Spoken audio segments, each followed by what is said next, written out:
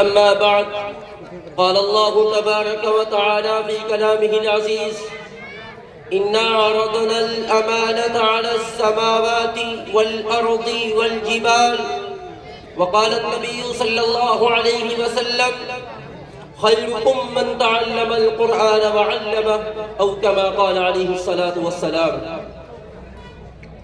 ہر قوم پر اڑی جا رہی ہے، ہر قوم پر اڑی جا رہی ہے، جو چلتی تھی گھٹنوں کے بل پڑھی جا رہی ہے۔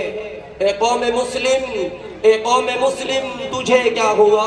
سواری سے پیدل چلی جا رہی ہے۔ حضرات گرامی، میرے معزز و مکرم علماء کرام اور دور دراز سے آئے ہوئے مہمانوں، آج کے اس عظیم الشان پروگرام میں مجھ جیسے طالب علم کا لب گشائی کرنا یقیناً یہ میرے لیے سعادت مندی کی بات ہے۔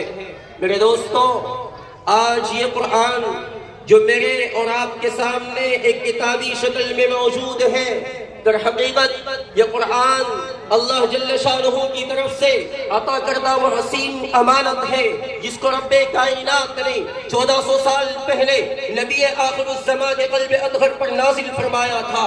میں آپ کو بتلانا چلوں کہ اللہ نے اس قرآن کو مجھ تک اور تم تک کیسے پہنچایا۔ قرآن اس واقعے کو بیان کرتا ہے، فرمایا اِنَّا عَرَضْنَا الْأَمَانَةَ عَلَى السَّمَاوَاتِ وَالْأَرْضِ وَالْجِبَالِ۔ اللہ تعالیٰ فرماتے ہیں، اے میرے بندو، اے مجھ پر ایمان رکھنے والوں، جب ہم نے اس قرآن کو، اس امانت کو نازل کرنے کا، اتارنے کا فیصلہ فرمایا تو سب سے پہلے ہم نے اس قرآن کو آسمانوں پر پیش کیا۔ اے آسمانوں، کیا تم میری اس امانت کو اپنی جھولی میں رکھ سکتے ہو؟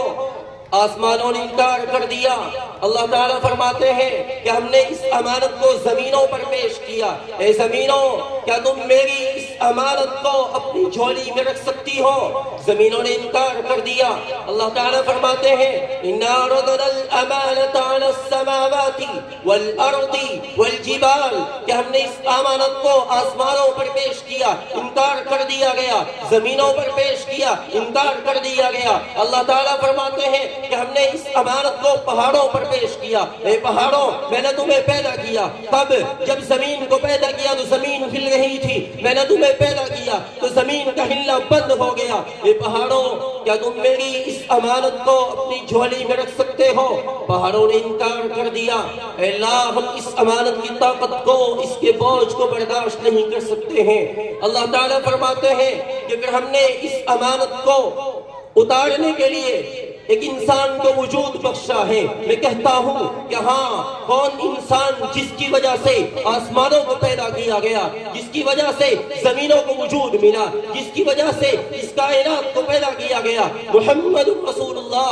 اور پھر اس ذات کو پیدا کرنے کے بعد رب کائنات نے اس قرآن کو، اس امانت کو اس ذات کے قلب اطہر پر نازل فرمایا، اور پھر اس ذات کے قلب اطہر پر اس قرآن کو، اس امانت کو نازل فرمانے کے بعد حکم ہوا یا ایھا الرسول بلغ ما انزل الیک من ربک وان لم تفعل فما بلغت رسالتہ۔ اے نبی، آؤ غار حرا سے اترو، چلو غار سور سے باہر نکلو اور جاؤ اس قرآن کو، اس امانت کو میرے بندوں تک پہنچاؤ۔ میرے دوستو، قرآن نے حکم دے دیا وان لم تفعل فما بلغت رسالتہ۔ اے نبی، اگر آپ نے اس امانت کو میرے بندوں تک نہ پہنچایا تو آپ نے نبوت کی امانت میں خیانت کی ہے، آپ نے نبوت کی امانت میں حق تلفی کی ہے۔ میرے دوستو، میرا نبی اس امانت کی حفاظت کر رہا ہے، اور کہاں اس امانت کی حفاظت کے لیے میرا نبی فاران کی چوڑیوں سے اتر کر کے آتا ہے، اور کہاں چلو تمہیں لے کے چلتا ہوں،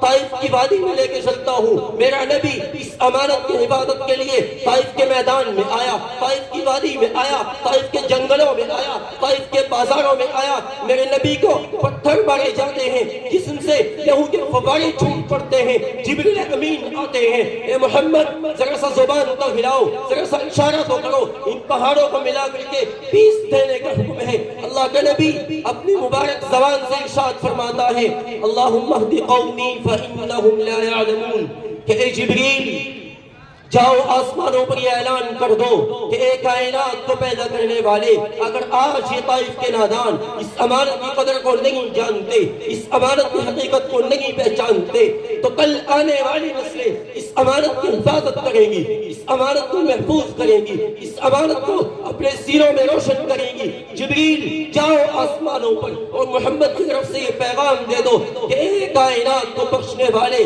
تو آج ان طائف کے نادانوں کو معافی دے دے، اس لیے کہ محمد ان کو معاف کر چکا ہے۔